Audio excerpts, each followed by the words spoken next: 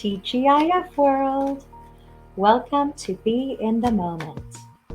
I am your old friend or family member, possibly neighbor or colleague, Rory, and I have accepted a challenge from a leader. His name is George Sios Samuels, and he's just a brilliant, inspiring person who is constantly discovering the world and life. And he's also ever challenging himself and others. So originally, he had an app called the Anna app, and it gave me an opportunity to make a challenge to produce a podcast. I said, I will produce 2 podcasts twice per month. And this is after having been in a podcast group with the women of BSV for the past year. When Diddy Welton and Ruth Heisman, they taught me everything I needed to do in order to produce a podcast. So I accepted the challenge from the Ona app. I made it up myself and I did it. And in the process, I've learned a lot. And most recently, George has created a network for solopreneurs or entrepreneurs that are one person businesses, and also anyone that's interested in constantly learning and growing day by day, incremental improvement through the joy of accountability. So I joined his Twitter Get Shit Done challenge, hashtag Twitter GSD.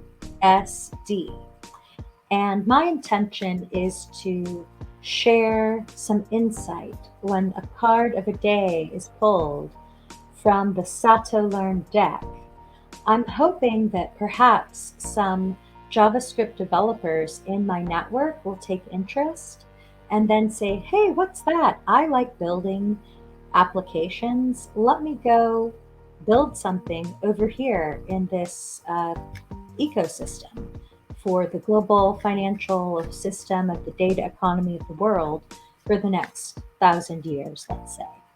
And that is my main intention. Now, others may just find it interesting.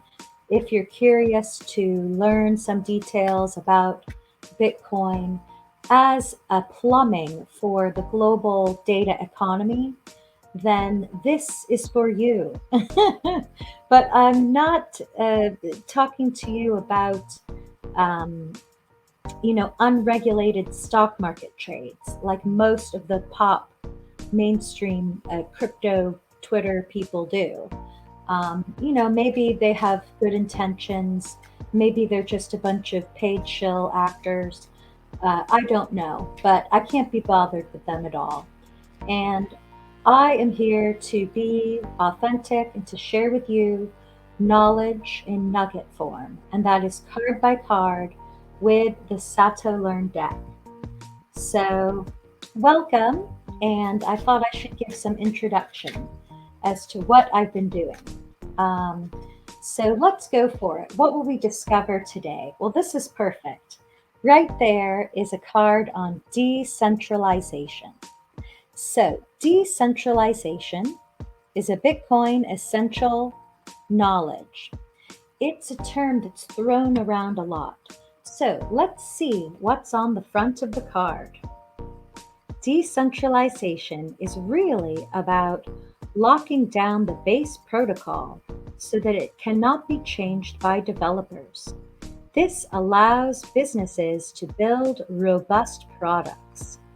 So, in the history of Bitcoin over the past 15 years, we can see that there were different changes that have been made along the way. And locking down the protocol is set in stone with full capability of all of the opcodes is essential for it to be useful and scalable for the whole world's utility. I recently watched half of the podcast with Elon Musk and Tucker Carlson. And honestly, I've never liked Tucker Carlson because I remember him wearing bow ties on Fox News and promoting the war back when I was in college. So I never liked him. But I do think he is a huge celebrity, and a lot of people really, like him because they see him as a fighter for what they believe to be justice. I personally don't enjoy watching him because it's just too rah rah on the TV. However, I did enjoy his new podcast where he has more of a long form conversation. And in this conversation, they did discuss the potential threats of artificial intelligence. So, first of all, AI is not itself intelligence, it's the amalgamation of all of the information that people have put out on the internet.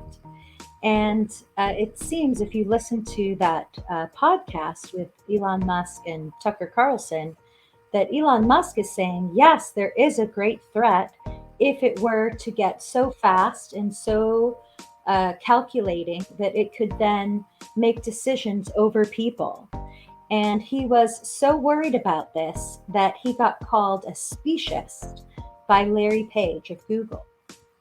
So I had never heard of that kind of slang before, but apparently it's kind of like if you're pro humanity, you know, um, pro human consciousness. So, in the tech scene in Silicon Valley, even in conspiracy theories, you can hear about the ways that the tech geeks want to have the singularity where the consciousness is taken over by silicon and it surpasses humanity. So I guess calling someone a speciesist would mean that you're more in favor of humanity remaining in control of our own destiny. So this is a very interesting topic overall.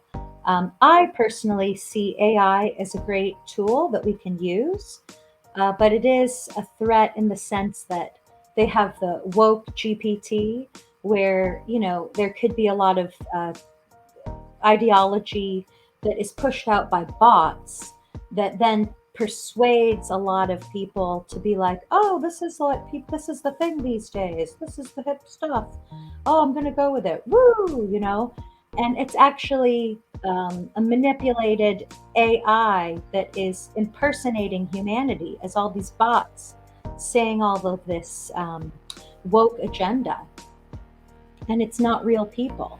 But real people can be easily convinced by the bot movements. So I think that is one area where they have said it could be a threat. And how does this relate to blockchain? Well, when you have a decentralized base layer protocol that is scalable for the world, it enables transparency. Uh, Transparency means that you have the record and people can go back and check and verify that the information is indeed accurate and timely fashion.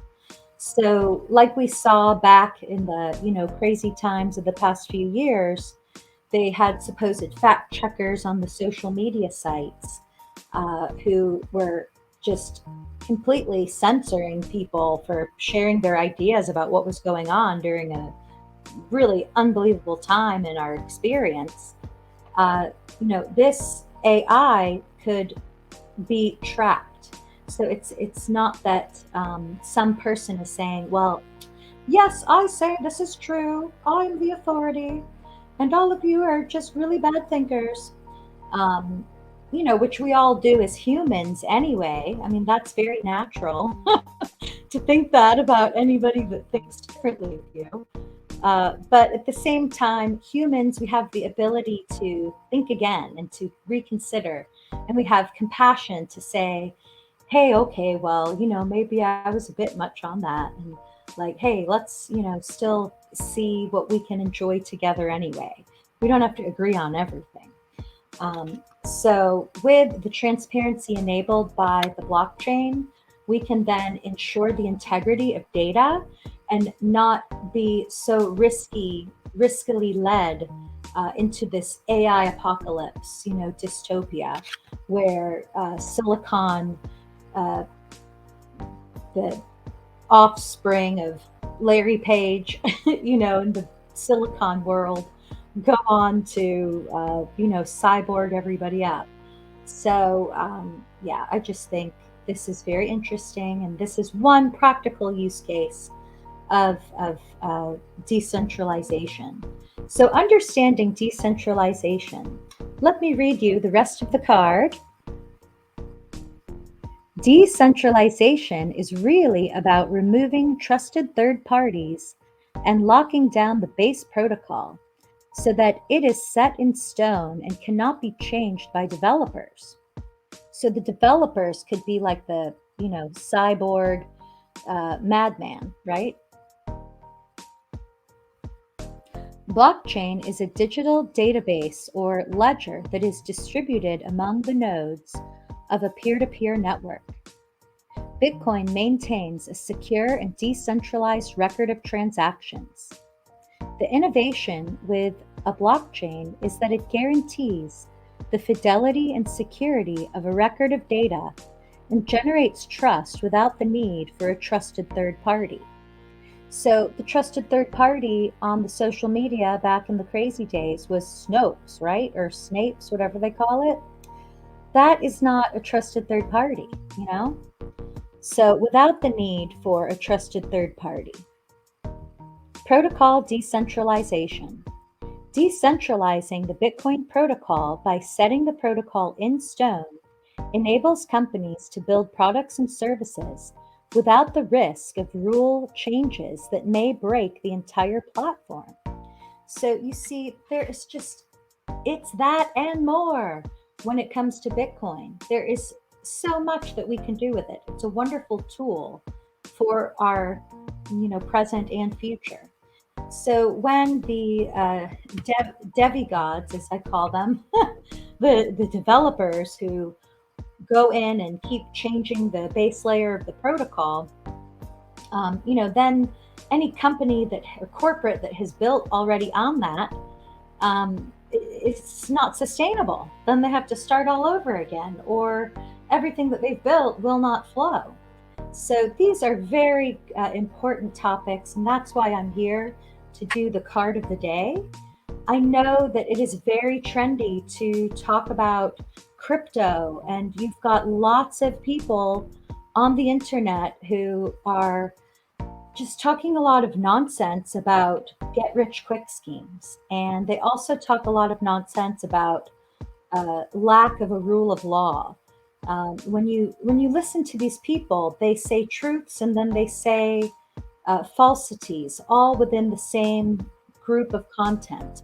So I'm challenging myself and my fellows here to be consistent and be persistent in keeping your ears peeled for the truth, because the SEC is something that has helped put Bernie Madoff in jail. That scammers are going to scam. That is just the way things are. And to say that the SEC cracking down on cryptos and calling them securities, which they are securities in an unregulated market, and then to say, oh, they're such a bad guy for doing that. Oh, they're going to try to take over the world.